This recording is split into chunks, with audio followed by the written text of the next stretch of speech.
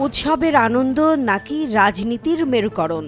দীর্ঘ ৩ দশকেরও বেশি সময় ধরে যে শোভাযাত্রা ছিল বাঙালির প্রাণের উৎসব, সেই আয়োজনের নাম নিয়ে কেন বারবার বদল আসছে? নববর্ষের সকালে চারুকলার রং-বেরঙের মুখোশ আর বাদ্যযন্ত্রের তালে যে অসাম্প্রদায়িক চেতনা ফুটে উঠত, তা কি এখন কেবলই একটি রাজনৈতিক ইস্যুতে পরিণত হয়েছে? পহেলা বৈশাখ ঘিরে এই চরম বিতর্কের নেপথ্য গল্প আজ বিশ্লেষণ করব।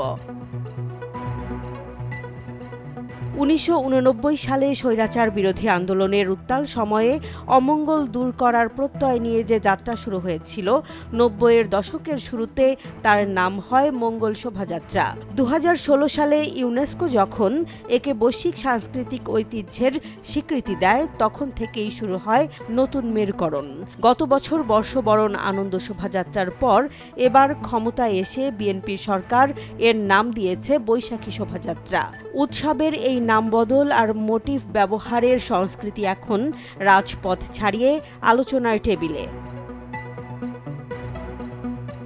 ইতিহাসবিদরা বলছেন, ৯০-এর দশকের মাঝভাগ থেকেই কিছু গোষ্ঠী একে হিন্দুয়ানি আচার বলে প্রচার শুরু করে। তবে পরিস্থিতি জটিল হয় গত এক দশকে।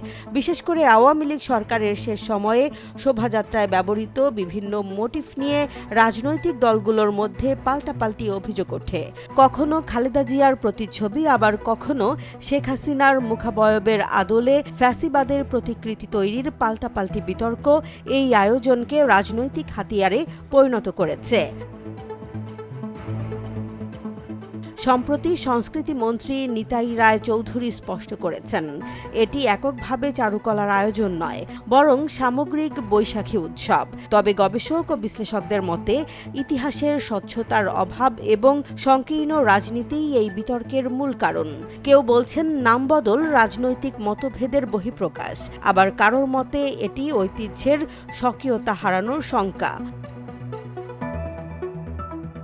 শেষ পর্যন্ত প্রশ্নটা থেকেই যায়, একটি অসাম্প্রদায়িক লোকজ উৎসব কেন বারবার নাম পরিবর্তনের সংকটে পড়বে? সাধারণ মানুষের কাছে বৈশাখ মানে যেখানে নতুন শুরুর আনন্দ, সেখানে রাজনীতির এই ব্র্যাকেটবন্দি করার চেষ্টা কতটুকু যৌক্তিক?